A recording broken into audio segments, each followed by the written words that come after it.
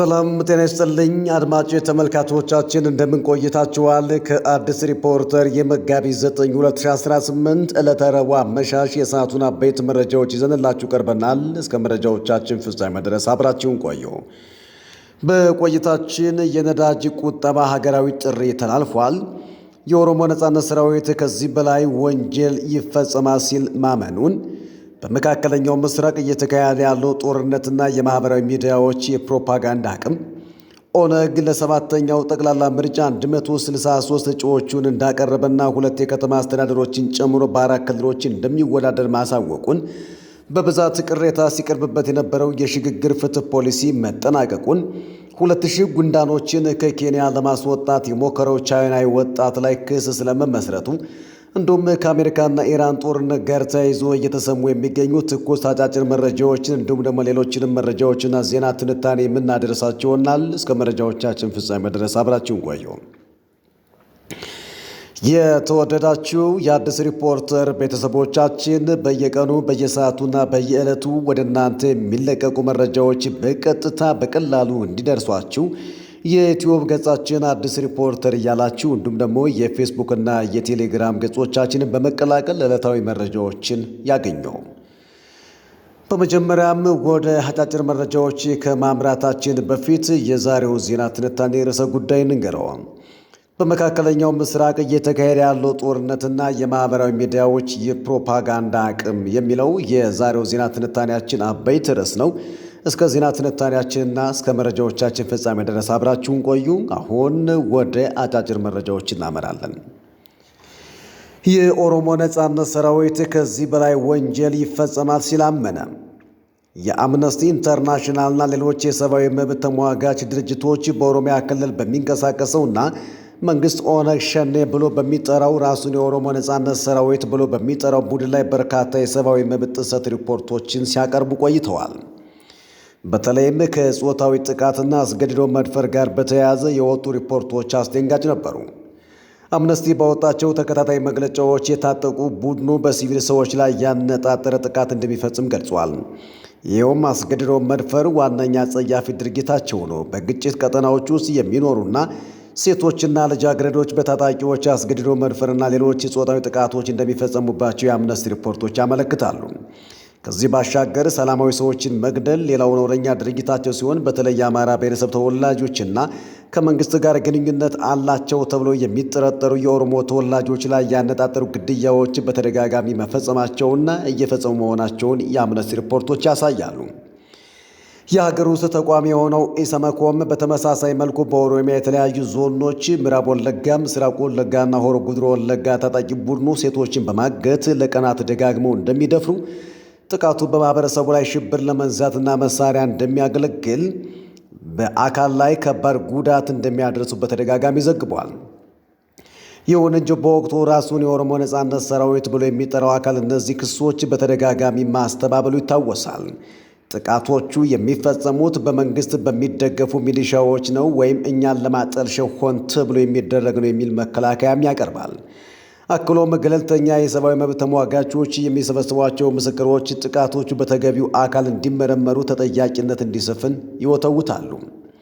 ታዲያ ሰሞኑን ከሞገስ ጋር ቆይታ ያደረጉት የኦላ ዋና አዛዥ ኩምሳ ድሪባ ወይም ጃልመሮ ቃል አቀባይ ጅሬኛ በኦሮሚያ ነጻነት ሰራዊት በኩል ከዚህ በላይ አሰቃቂ ወንጀሎች ይፈጸማሉ፣ እየተፈጸመም ይገኛል ሲሉ ከዚህ ቀደም ያስተባበሉትን ሀቅ አምነዋል። ከዚህ ቀደም የኦሮሚያ ነጻነት ሰራዊት ወንጀል እንዳይፈጸም የሚሰራ ለኦሮሞ ነጻነት የሚታገል ኃይል ሆኖ ሳለ እንዴት በኦሮሞ ልጆች ላይ በደል እንፈጽማለን በማለት የአምነስቲን ሪፖርት ውድቅ ማድረጋቸው ይታወሳል። ጠቅላይ ሚኒስትር ዶክተር አብይ አህመድ ከተባበሩት አረብ ኤሚሬትስ ፕሬዝዳንት ጋር በስልክ ተወያዩ። የኢፌዴሪ ጠቅላይ ሚኒስትር ዶክተር አብይ አህመድ ከተባበሩት አረብ ኤሚሬትስ ፕሬዝዳንት ክቡር ሼህ መሐመድ ቢን ዛይድ አል ናህያን ጋር ዛሬ መጋቢት 9 ቀን 2018 በስልክ ተወያይተዋል። መሪዎቹ በውይይታቸው ወቅት በሁለትዮሽና በቀጠናዊ ጉዳዮች ላይ በዝርዝር የመከሩ ሲሆን ይህም በሁለቱ ሀገራት መካከል ያለውን የጠበቀ ዲፕሎማሲያዊ ግንኙነት ይበልጥ የሚያጠናክር መሆኑ ተገልጿል። ጠቅላይ ሚኒስትር ዶክተር አብይ አህመድ በንግግራቸው ወቅት በኢራን አማካኝነት በተባበሩት አረብ ኤሚሬትስና በሌሎች የገልፍ ሀገራት ላይ እየተሰነዘረ ያለውን ግልጽ ጥቃት በድጋሚ አውግዘዋል። ይህ ጥቃት ቀጣይነት ያለው መሆኑን የገለጹት ጠቅላይ ሚኒስትሩ ድርጊቱ የተባበሩት አረብ ኤሚሬትስን ሉዓላዊነት የሚጥስና የዜጎችን ደህንነት አደጋ ላይ የሚጥል መሆኑን አሳስበዋል። በተጨማሪም ጠቅላይ ሚኒስትሩ በክልሉ እየታዩ ያለው ይህ ጥቃት ተግባር ዓለም አቀፍ ሕጎችን፣ መርሆዎችና ዲፕሎማሲያዊ ደንቦችን በግልጽ የጣሰ መሆኑን ጠቁመዋል። ኢትዮጵያ መሰል ድርጊቶች በቀጠናው መረጋጋት ላይ የሚፈጥሩትን ስጋት እንደምትረዳና የዓለም አቀፉ ማህበረሰብ ለሕግ የበላይነት ትኩረት መስጠት እንዳለበትም አመልክተዋል። በመጨረሻም ጠቅላይ ሚኒስትር ዶክተር አብይ አህመድ ኢትዮጵያ የቀጠናው ሰላም፣ መረጋጋት እንዲሰፍን ያላትን ጽኑ አቋም በድጋሚ አረጋግጠዋል። የሁለቱ መሪዎች ውይይት ኢትዮጵያና ኤሚሬትስ በቀጠናዊ የደህንነት ጉዳዮች ላይ ያላቸውን የጋራ አቋም ከማሳየቱ በላይ በጋራ ጥቅሞች ዙሪያ ተቀራርበው ለመስራት ያላቸውን ቁርጠኝነት የሚያንጸባርቅ መሆኑ ተገልጿል። ከ100 ሺህ በላይ ደቡብ ሱዳናውያን ድንበር አቋርጠው ወደ ኢትዮጵያ ተሰደዱ። በምስራቅ አፍሪካ የግጭት ቀጠና ከሆኑ ሀገራት አንዷ በሆነችው ደቡብ ሱዳን አኮብ በተባለችው እና እስከዛሬ በተቃዋሚዎች ቁጥጥር ስር በነበረችው ከተማ የደቡብ ሱዳን ጦር ሕዝቡ ከአካባቢው ለቆ እንዲወጣ ትዕዛዝ መስጠቱን ተከትሎ ከ100 ሺህ በላይ ደቡብ ሱዳናውያን ድንበር አቋርጠው ኢትዮጵያ መግባታቸውን የተባበሩት መንግስታት የሕፃናት መርጃ ድርጅት ዩኒሴፍ አስታውቋል። ድርጅቱ አክሎም በስደት ላይ ያሉ ሕፃናት ከፍተኛ የምግብ እጥረት እንዳጋጠማቸው ገልጿል። ጦሩ በአካባቢው የሚንቀሳቀሱ የሰብአዊ እርዳታ ድርጅቶችም ጭምር ቀጠናውን ለቀው እንዲወጡ ማሳሰቢያ የሰጠው በያዝነው ወር መጀመሪያ አካባቢ ነበር። የደቡብ ሱዳን ጦር ትዕዛዙን ተከትሎ የቆሰሉ ሰዎች ማገገሚያ ሆኖ የቆየው የአካባቢው ሆስፒታል ታካሚዎች ለቀው እንዲወጡ ከተደረገ በኋላ ዘረፋ እንዳጋጠመው አሁን ላይ መዘጋቱንና ወታደራዊ ካምፑ ሙሉ በሙሉ በመንግስት ጦር ቁጥጥር ስር መዋሉን ዩኒሴፍ አብራርቷል። የቀጠናው ሀገራት በጦርነትም ሆነ በሌላ ምክንያት ኢትዮጵያን ብቸኛ መሸሸጊያና የክፉ ቀን ማለፊያ ማድረጋቸው ሀገሪቱን አንጻራዊ መረጋጋት የሰፈነባት ሀገር ቢያደርጋትም ተሰዶ ከሚገባው ከፍተኛ ሕዝብ አንጻር ከኑሮ ውድነት ጋር ተያይዞ ግን ጥያቄ ይነሳባታል።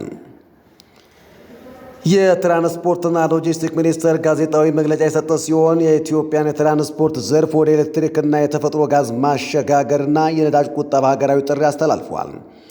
ኢትዮጵያ ባለፉት ጥቂት ዓመታት በክቡር ጠቅላይ ሚኒስትር ዶክተር አብይ አህመድ ቀዳሚ መሪነት ሀገርን ከውጭ ጥገኝነት ለማላቀቅና የራስን የተፈጥሮ ጸጋ ጥቅም ላይ ለማዋል የሚያስችሉ ስትራቴጂካዊ እርምጃዎችን ስትወስድ ቆይታለች።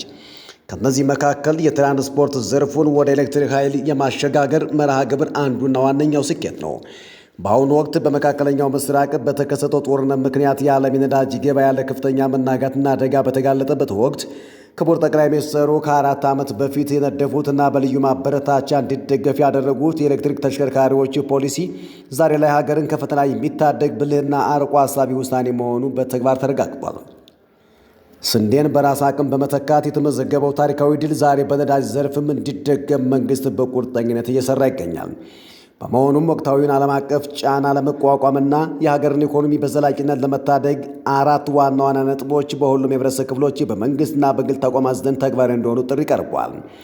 የመጀመሪያው የቴክኖሎጂ ሽግግር ኃይል አጠቃቀም የኤሌክትሪክ መኪናዎች ባህል የኤሌክትሪክ መኪናዎችን መጠቀም እንደ ሀገራዊ ባህል በትኩረት ማዳበር ሲሆን ከነዳጅ ወደ ኤሌክትሪክ ሽግግር በነዳጅና በኤሌክትሪክ የሚሰሩ ተሽከርካሪዎች ነዳጅን በመተው የኤሌክትሪክ ኃይልን ብቻ እንዲጠቀሙ ማስቻል እንዲሁም በነዳጅ የሚሰሩትን ወደ ኤሌክትሪክና ተፈጥሮ ጋዝ የመቀየር ሥራ ማጠናከር፣ ከባድ ተሽከርካሪዎች እስከ 20 ቶን የሚጭኑ የጭነት ተሽከርካሪዎች ወደ ኤሌክትሪክ፣ ከ20 ቶን በላይ የሆኑት ደግሞ ወደ ተፈጥሮ ጋዝና ኤሌክትሪክ እንዲቀየሩ መንግስትና የግሉ ዘርፉ በቅንጅት እንዲሰሩ ማድረግ የመጀመሪያው ጉዳይ ነው።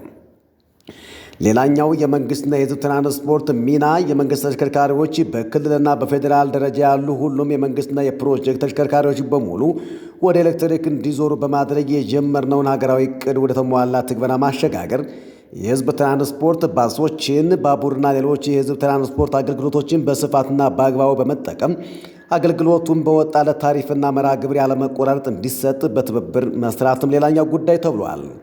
የአጠቃቀምና የአነዳድ ባህል ለውጥ የግል ተሽከርካሪዎች ገደብ ከአንድ ቤተሰብ ውስጥ ብዙ መኪኖችን ይዞ መንገድ ከመውጣት ይልቅ በጋራ የመጠቀም ልምድን ማዳበርና ተግባራዊ ማድረግ ሌላኛው መፍትሄው መሆኑ ተነግሯል።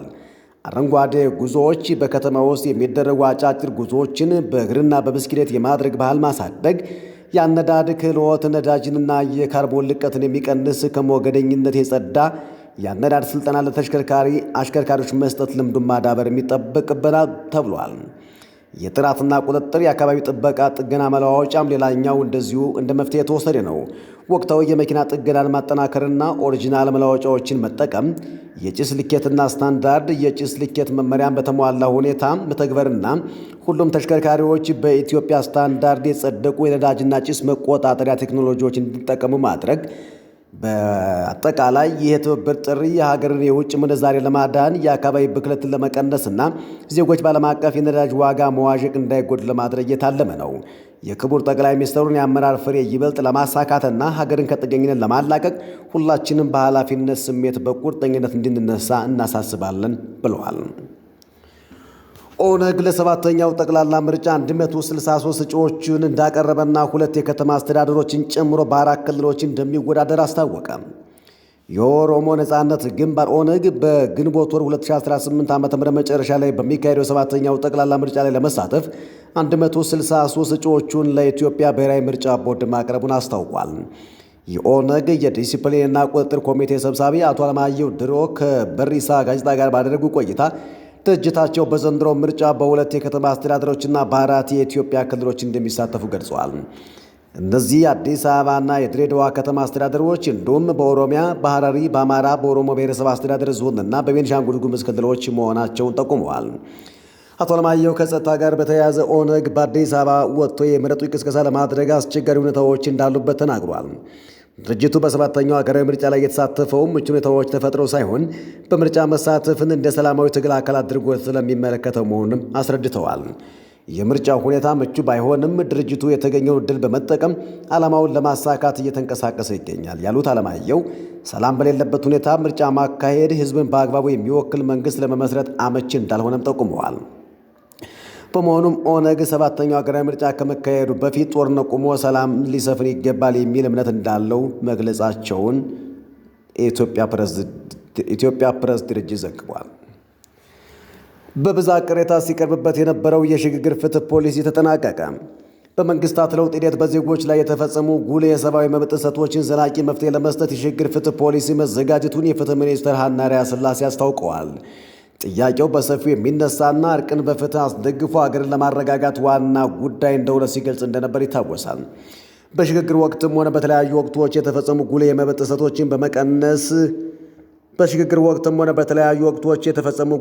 ጥሰቶችን በመንቀስ የወንጀል ተጠያቂነት ማረጋገጥ፣ ምህረት መስጠት፣ እውነትን ማፈላለግ፣ ማካካሻ፣ እርቅና የተቋማት ማሻሻያ ማድረግ የሽግግር ፍትህ ፖሊሲ ወሳኝ መርሆዎችን ሚኒስትሩ አመልክተዋል። ፖሊሲውም በኢትዮጵያን መካከል ለዘመናት የተፈጸሙ ጉልህ የሰብአዊ መብት ጥሰቶች የተፈጠሩትን አለመግባባትና ቁርሾ ዘላቂ መፍትሄ ለመስጠት ከፍተኛ አስተዋጽኦ እንዲኖረው አብራርተዋል። የሽግግር ፍትህ ፖሊሲን በመንግስታት ለውጥና ግጭቶች ወቅት በዜጎች ላይ የተፈጸሙ ጉልህ የሰብአዊ መብት ጥሰቶችን በተሟላ መንገድ እልባት ለመስጠት ጸድቆ ወደ ሥራ መግባቱን አስገንዝበዋል።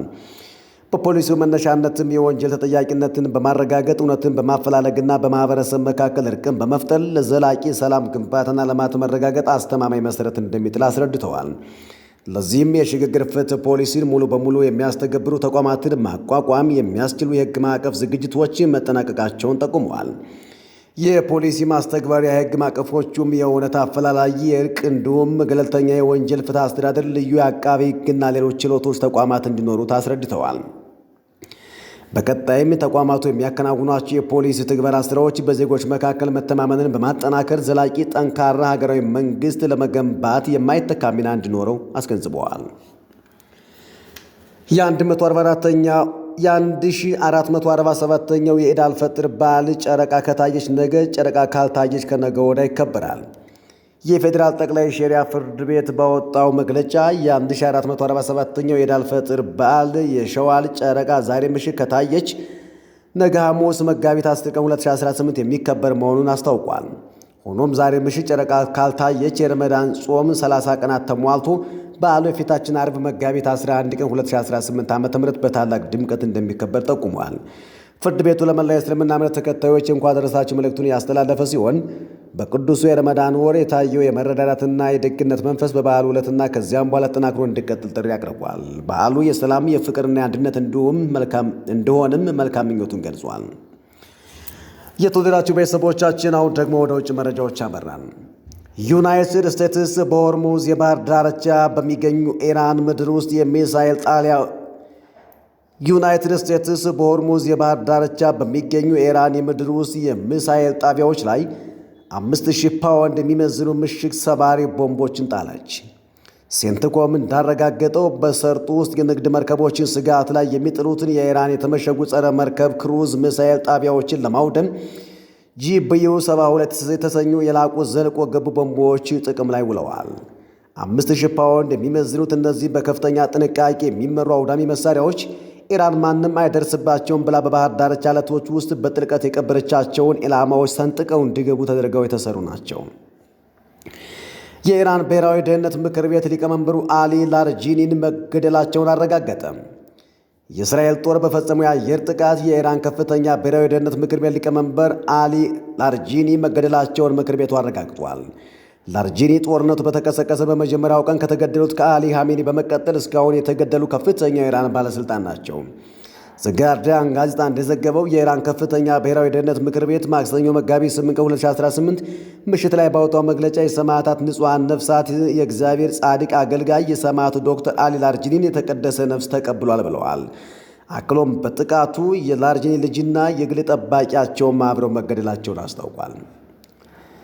የኢራን የጸጥታ ምክር ቤት ካውንስል ዋና ጸሐፊና ከፍተኛ የኢራን ደህንነት አመራር የሆኑት አሊ ላርጂኒ ትናንት ጠዋት በእስራኤል ጥቃት መገደላቸውን የኢራን መንግሥት አስታውቆ ያጸፋዊ ምላሽ እንደሚሰጥ እየተናገሩ ይገኛሉ። የኢራን ጦር አዛዥ አሚር ታሃታሚ እንደተናገሩት እስራኤል በፈጸመችው የአየር ጥቃት የጸጥታ ኃላፊ አሊ ላርጂኒ ግድያ ላይ ቆራጥ አጸፋ እርምጃ እንወስዳለን ሲሉ ዝተዋል። በተገቢው ጊዜና ቦታ ቆራጥ አስገዳጅና የጸጸት ምላሽ ለወንጀለኛው አሜሪካና ደም መጣጭ ለሆነችው የጽዮናውያን አገዛዝ ይሰጣል ሲሉ ሐታሚ በመግለጫው ተናግረዋል። ላርጃኒ ከሰሞኑ በቴህራን አደባባይ መታየታቸው ሞሳድ የት እንደተደበቁ መረጃ ለመሰብሰብ አግዞታል ተብሏል። እስራኤል የኢራን የደህንነት ሚኒስትርን መግደሏን አስታወቀች። የእስራኤል መከላከያ ሚኒስትር ኢዝራኤል ካትዝ የኢራኑ የደህንነት ሚኒስትር ኢስማኤል ሐቲም መገደላቸውን ተናገሩ። ካትዝ በመግለጫው ላይ ትናንት ሌሊት የኢራን ደህንነት ሚኒስትር ሐቲብ ተወግደዋል ብለዋል። ኢራን ስለ ሚኒስትሩ መገደል እስካሁን ያለችው ነገር የለም።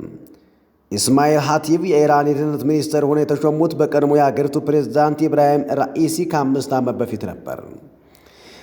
የትራምፕ የቻይና ጉዞ በኢራን ጦርነት ምክንያት ተራዘመ። የአሜሪካው ፕሬዝዳንት ዶናልድ ትራምፕ በኢራን እየተካሄደ ባለው ጦርነት ምክንያት በሚያዝያ ወር መጀመሪያ ወደ ቻይና ሊያደርጉት የነበረውን ጉዞ ለ5 ወይም ለ6 ሳምንታት ማራዘማቸውን አስታውቀዋል።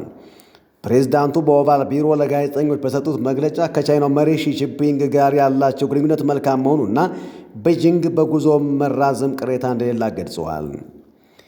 ኢራን በቴል አቪቭ ከ100 በላይ ኢላማዎች ላይ ጥቃት ፈጸመች። ኢራን በእስራኤል ላይ በወሰደችው አጸፋ ምላሽ በቴል አቪቭ ከ100 በላይ ኢላማዎች ላይ ጥቃት ፈጽማለች። የኢራን አብዮታዊ ዘብ እንዳስታወቀው ጥቃቱ በትናንትናው ዕለት በእስራኤል ጥቃት ለተገደሉት ራስ ገዝ የደህንነት መሪ አሊ ላርጃኒ የተሰጠ አጸፋ ነው። በአጸፋ ጥቃቱ ክሮማሻር፣ 4 ቃድር፣ ኤማድና ኬቫር ሸካኔ ሚሳይሎችም ጥቅም ላይ መዋላቸው ተገልጿል።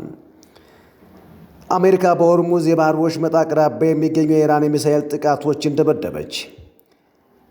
የዓለም 20 በመቶ ነዳጅ የሚተላለፍበት የሆርሙዝ ባህር ወሽመጥ የአሜሪካ ጦር በሆርሙዝ የባህር ወሽመጥ ነዳጅ ጫኝ መርከቦችን ለማጥቃት የሚውሉ የኢራን የሚሳኤል ጣቢያዎችን መደብደቧን አስታውቃለች።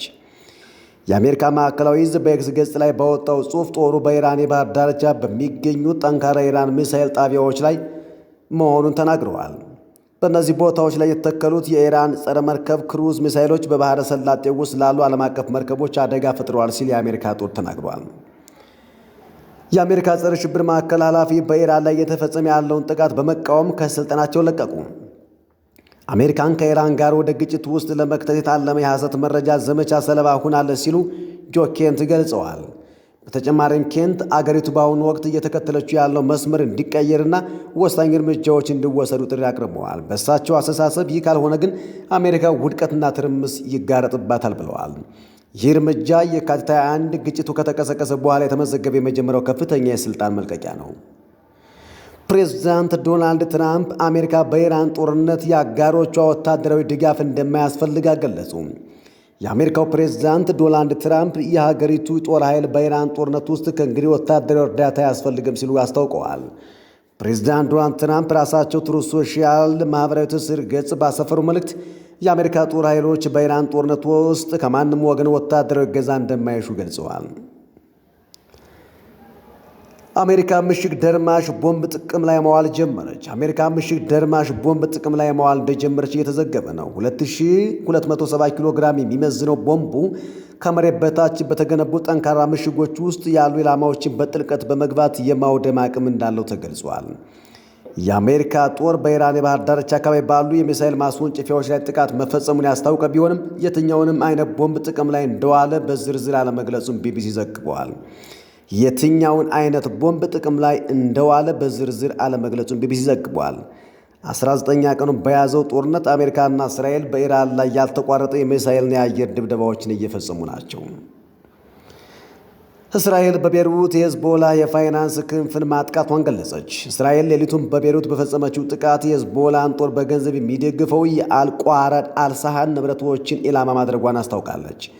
እስራኤል በቤይሩት በፈጸመችው ጥቃት ቢያንስ 10 ሰዎችን መገደላቸውና ሌሎች 27 ሰዎችን መጎዳታቸውን የሊባኖስ ጤና ሚኒስቴር አስታውቋል።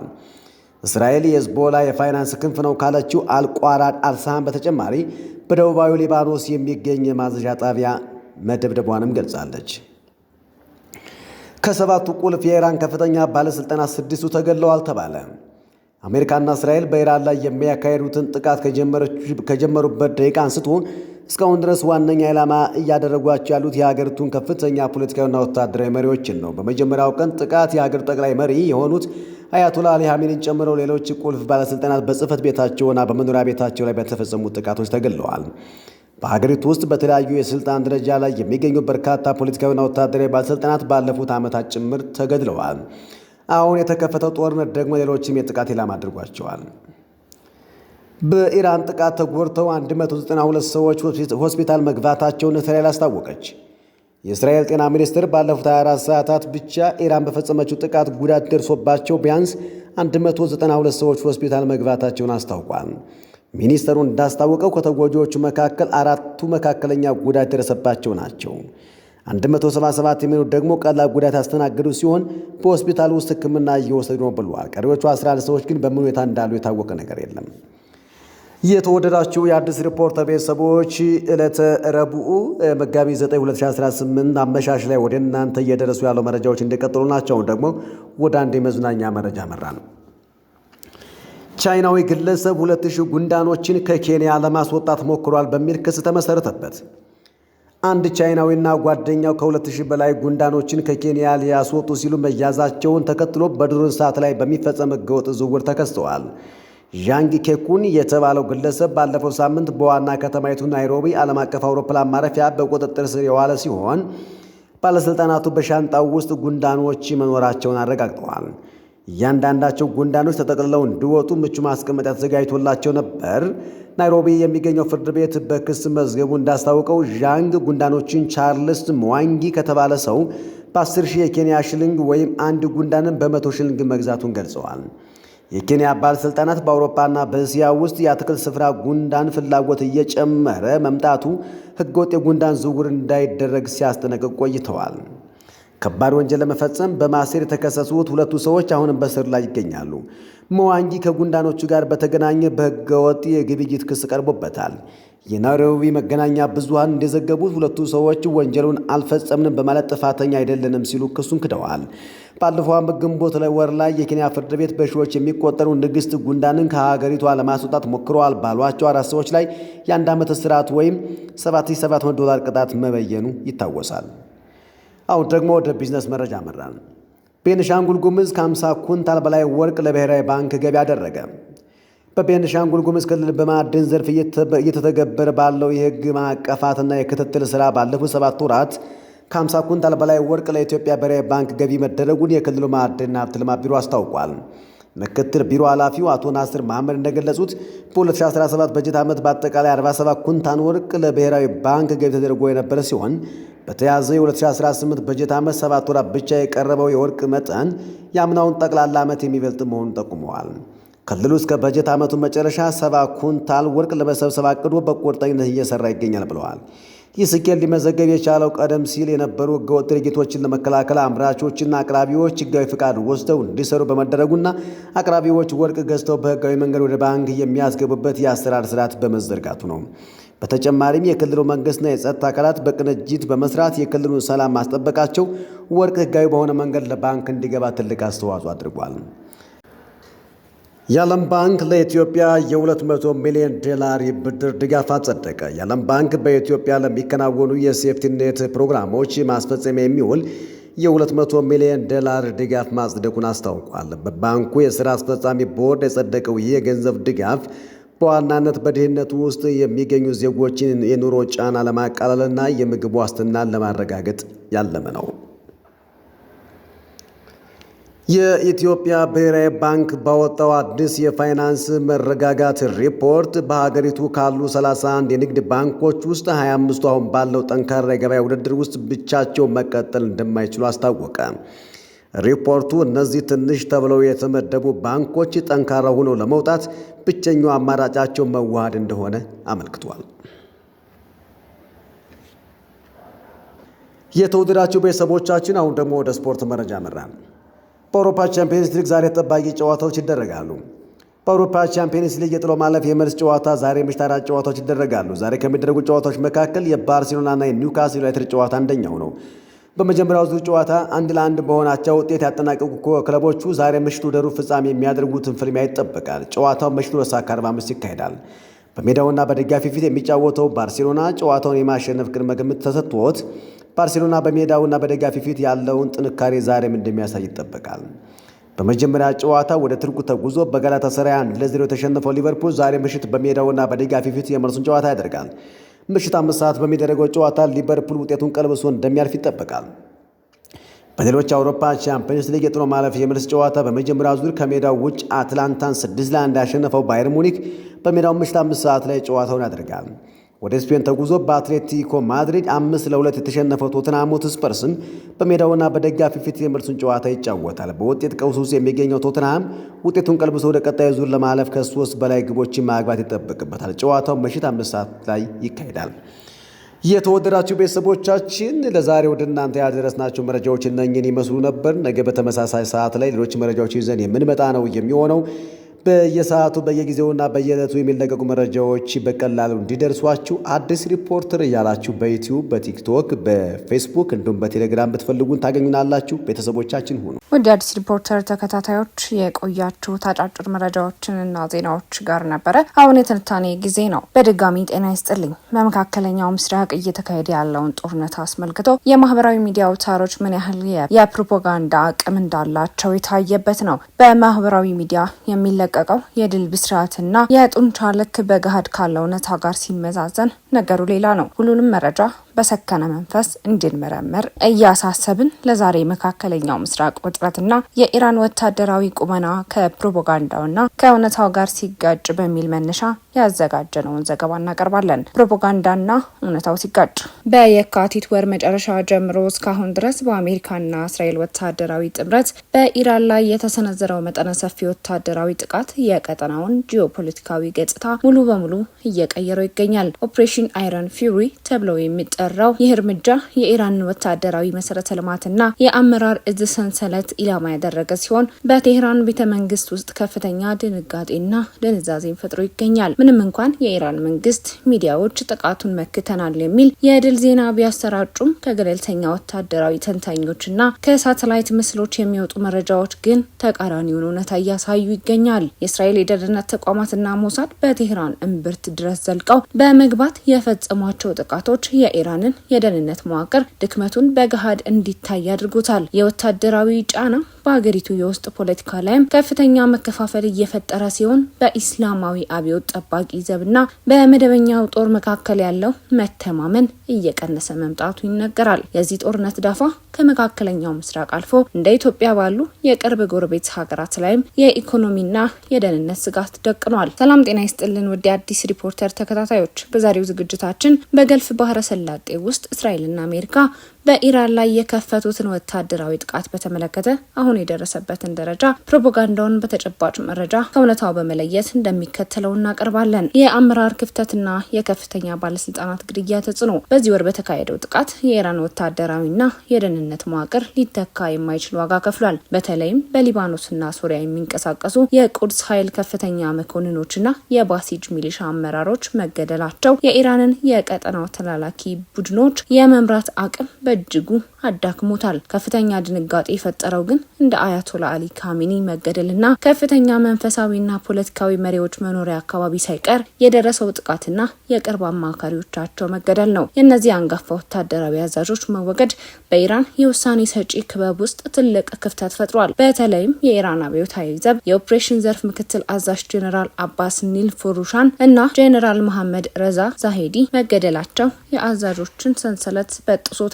አዳዲስ ተተኪዎችን ወደ ቦታው ለማምጣት የሚደረገው ጥረት በእስራኤል ሰላዮች ዘልቆ መግባት ምክንያት በባለስልጣናቱ መካከል መጠራጠርንና የውስጥ ሰላይ ያለ የሚል ስጋትን አንግሷል። ይህ የስነ ልቦና ጦርነት ከመደበኛ ውጊያ ይልቅ የአመራር ሰንሰለቱን በማናጋት ረገድ ትልቅ ሚና እየተጫወተ ይገኛል። በተጨማሪም የኒውክሌርና የሚሳኤል ቴክኖሎጂ ባለሙያዎች ላይ ያነጣጠሩ የድብቅ ጥቃቶች የሀገሪቱን የረጅም ጊዜ ስትራቴጂካዊ ፕሮግራሞች ሽባ እያደረጉ ነው። እስራኤል የኢራንን የቴክኖሎጂ በላይነት ለመስበር የምትከተለው ጭንቅላቱን የመምታት ስትራቴጂ ኢራን ያሏትን ጥቂት ሊቃውንት ለደህንነታቸው ሲሉ ከስራ ገበታቸው እንዲርቁ ወይም እንዲሸሹ እያስገደዳቸው ነው። እንደ ሳይድ ረሲም ሙሳቪ ያሉ አንጋፋ የሎጂስቲክስ መኮንኖች መገደል በሶሪያና ሊባኖስ ለሚገኙ ታጋዮች የሚደረገውን ድጋፍ አቋርጦታል። የኢራን መንግስት እነዚህን ግድያዎች እንደ ሰማዕትነት በመቁጠር ህዝቡን ለማነሳሳት ቢሞክርም በተግባር ግን በየደረጃው ያሉ መኮንኖች በሚቀጥለው ጥቃት ሰለባ ላለመሆን ያላቸው ስጋት ጨምሯል። የመረጃ ፍሰቱ መቋረጥና የአዛዦች በየጊዜው መቀየር በጦር ሜዳ ላይ የሚገኙ ወታደሮች ትክክለኛ መመሪያ እንዳያገኙ እያደረገ ነው። ይህ የአመራር ቀውስ የኢራን ጦር ለሚሰነዘርበት ጥቃት ፈጣን ምላሽ የመስጠት አቅሙን ገድቦታል። ይህ የአመራር መነጋጋት በቴህራንና በደጋፊዎቿ መካከል ያለውን ቅንጅት አዳክሞታል። ቀደም ሲል በጄኔራል ቃሲም ሱሌይማኒ እና በተተኪዎቻቸው ይመራ የነበረው የተቀናጀ የጥቃት ሰንሰለት አሁን ላይ እያንዳንዱ ቡድን የራሱን ህልውና ለማዳን ብቻ እንዲንቀሳቀስ አስገዳጅ ሁኔታ ፈጥሯል። የሐማስ የፖለቲካ መሪ እስማኤል ሀኒየህ በቴህራን እምብርት መገደል ደግሞ የኢራንን የመከላከያ አቅም አሳጥቶታል። የወታደራዊ መሰረተ ልማት ውድመትና የቴክኖሎጂ ሽንፈት። ባለፉት ሳምንታት የተፈጸሙት ጥቃቶች የኢራንን የአየር መከላከያ ስርዓት ለከፍተኛ ጫና ዳርገውታል። በተለይም ከሩሲያ የተገዙት ኤስ-300 እና የሀገር ውስጥ ምርት የሆነው ባቫር 373 ስርዓቶች ዘመናዊ የኤሌክትሮኒክስ ጦርነት መቋቋም ባለመቻላቸው አብዛኞቹ የራዳር ጣቢያዎች ከጥቅም ውጭ ሆነዋል። ይህም የቴህራንን ሰማይ ለአጥቂ ድሮኖች እና ለኤፍ-35 ጄቶች ክፍት እንዲሆን አድርጎታል። እንደ ምዕራባውያን የስለላ መረጃዎች ከሆነ የኢራን የባሊስቲክስ ሚሳኤል ማምረቻ ማዕከላት ላይ የደረሰው ጉዳት የሀገሪቱን የማጥቃት አቅም በከፍተኛ ደረጃ ቀንሶታል። የሚሳኤል ነዳጅ ማደባለቂያ ማሽኖችና የድሮን ፋብሪካዎች መመታታቸው ኢራን ለረጅም ጊዜ ስትገነባው የነበረውን የማይበገሪነት ትረካ ጥያቄ ውስጥ ከቶታል። አሁን ላይ ኢራን ያሏት ሚሳኤሎች ቁጥር ቢበዛም አዳዲሶችን በፈጣን ሁኔታ የማምራት አቅሟ ተመቷል።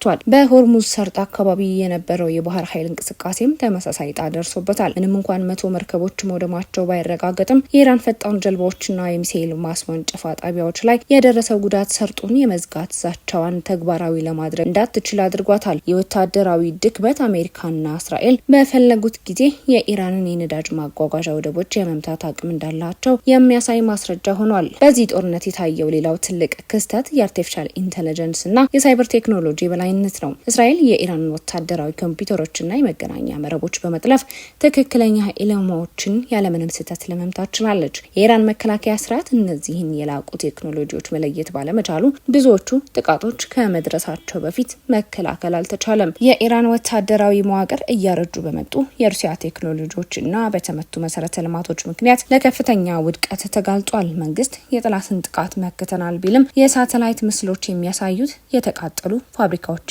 የወደሙ የራዳር ጣቢያዎች ግን ሌላ እውነታ እየተናገሩ ነው። ይህ የቴክኖሎጂ ሽንፈት የኢራንን የቀጠናው ሀያልነት ክብር በእጅጉ ቀንሶታል። የኢኮኖሚ ቀውስና የውስጥ ተቃውሞ መቀስቀስ።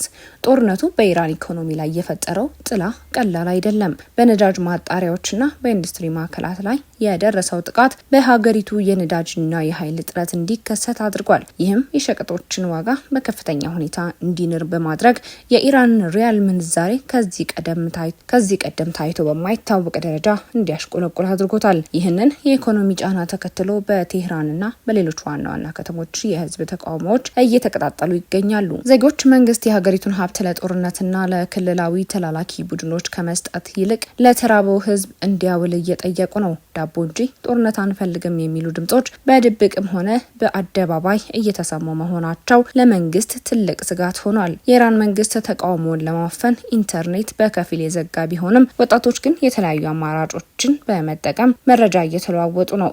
የስታርሊንክ ሳተላይት ኢንተርኔት እና ቪፒኤን መጠቀም በሀገሪቱ በስፋት እየተለመደ መጥቷል። ይህ ዲጂታል ትግል መንግስት መረጃን የመቆጣጠርና ፕሮፓጋንዳ የማሰራጨት አቅሙን በእጅጉ እየተፈታተነው ይገኛል። በጦር ሰራዊት ውስጥም ቢሆን በአርቴሽና በኢስማዊ አብዮታዊ ዘብ መካከል የመከፋፈል ምልክቶች እየታዩ መሆኑን መረጃዎች ይጠቁማሉ። መደበኛው ጦር ለሀገሪቱ ህልውና ቅድሚያ እንዲሰጥ ሲወተውት፣ አብዮታዊ ዘቡ ግን የአብዮቱን ዓላማ ለማስጠበቅ ወደ ለየለት ጦርነት መግባትን ይመርጣል። ይህ የውስጥ ሽኩቻ መንግስት ወጥ የሆነ ውሳኔ እንዳያሳልፍ እና የጸጥታ መዋቅሩ እንዲላላ እያደረገው ነው። የኢራን መንግስት በአሁኑ ወቅት በሁለት እሳት መካከል ትገኛለች። በአንድ በኩል የእስራኤል የቴክኖሎጂ ጥቃት፣ በሌላ በኩል ደግሞ የገዛ ህዝቧ ቁጣ። የኢኮኖሚ መፈራረስና የህዝብ እምነት ማጣት አብዮታዊ መንግስቱ የህልውና መሰረት እያናጋው ነው። ይህ የውስጥ ቀውስ ኢራን ለውጭ ጥቃቶች ያላትን የመቋቋም አቅም የበለጠ አዳክሞታል። የቀጠናው ጂኦፖለቲካዊ ለውጥና የኢትዮጵያ ስጋት። የመካከለኛው ምስራቅ ቀውስ በተለይም የሆርሙዝ ሰርጥና የቀይ ባህር ደህንነት መታወክ በኢትዮጵያና በጎረቤት ሀገራት ላይ ቀጥተኛ ጫና ፈጥሯል። የዓለም የነዳጅ ዋጋ በአንድ በርሜል $110 በላይ መድረሱ በኢትዮጵያ ትራንስፖርትና የምግብ ዋጋ እንዲንር አድርጓል። ይህም መንግስት የነዳጅ ቁጠባ መመሪያዎችን እንዲያወጣና የርቀት ስራን እንደ አማራጭ እንዳያስገድዱታል። ኢትዮጵያ አብዛኛውን ሸቀጦቿን የምታስገባው በጅቡቲ ወደብ በኩል በመሆኑ በቀይ ባህር ያለው ወታደራዊ እንቅስቃሴ የንግድ መስመሩን አውቆታል። በኢራን የሚደገፉት የየመን ሁቲዎች የሚሰነዝሩት ጥቃት የኢንሹራንስና የትራንስፖርት ወጪን በመጨመር በሀገሪቱ የውጭ ምንዛሬ ክምችት ላይ ከፍተኛ ጫና እያሳደረ ይገኛል። ይህ ሁኔታ የልማት ፕሮጀክቶች እንዲዘገዩና የኑሮ ውድነቱ እንዲባባስ ምክንያት ሆኗል። ከዚህም በተጨማሪ በግጭት ቀጠናዎች ውስጥ የሚኖሩ ኢትዮጵያውያን ስደተኞች ደህንነት ሌላው አሳሳቢ ጉዳይ ነው። በሊባኖስ፣ በየመንና በሌሎች የመካከለኛው ምስራቅ ሀገራት የሚገኙ ዜጎችን የማስወጣት ስራ አስፈላጊ ሊሆን ስለሚችል ይህ ለመንግስት ተጨማሪ የፋይናንስና የሎጂስቲክ ሸክምን ይፈጥራል። ቀጠናዊ ሰላም አለመረጋገጡ የኢትዮጵያን የደህንነት ስትራቴጂ ዳግም እንድትፈትሽ እያደረጋት ነው። የቀጠናውን ፖለቲካዊ መልክ ከዚህ ጦርነት በኋላ ሙሉ በሙሉ ሊቀይር እንደሚችል ይገመታል። ኢራን ያላት ተጽዕኖ እየቀነሰ መምጣት አዳዲስ የኃይል አስተላለፎች እንዲፈጠሩ በር ሊከፍት ይችላል። ይህ ደግሞ በናይል ተፋሰስና በአፍሪካ ቀንድ ባሉ የዲፕሎማሲያዊ ግንኙነቶች ላይ የራሱ የሆነ አዎንታዊ ወይም አሉታዊ ተጽዕኖ ማሳረፍ አይቀሬ ነው። በአጠቃላይ መካከለኛው ምስራቅ ጦርነት የነዳጅ ፖለቲካ ብቻ ሳይሆን የሀገራትን የህልውና መሰረት የሚነካ ክስተት ሆኗል። ኢትዮጵያ ከዚህ ቀውስ የሚመጡትን ስጋቶች ለመቀነስ የውስጥ የኢኮኖሚ ጥንካሬዋን ማሳደግና የዲፕሎማሲያዊ ጥረቶቿን ማጠናከር ይኖርባታል። የዓለም አቀፍ የነዳጅ ገበያ መናጋት የሚያስከትለውን ጫና ለመቋቋም የቴክኖሎጂ አማራጮችንና የቁጠባ እርምጃዎችን አቀናጅቶ ማስኬድ ብቸኛው መፍትሄ ነው። የተወደዳችሁ አድማጮቻችን ለዛሬ ያዘጋጀነው ዜና ትንታኔያችን በዚሁ ተጠናቋል። ነገ በተመሳሳይ ሰዓት በሌላ የዜና ትንታኔ እንገናኛለን። ከቻናላችን ወደ እናንተ የሚደርሱ አዳዲስ መረጃዎችን ለማግኘት ቻናላችንን ሰብስክራይብ፣ ላይክ፣ ሼር በማድረግ ቤተሰቦቻችን ይሁኑ።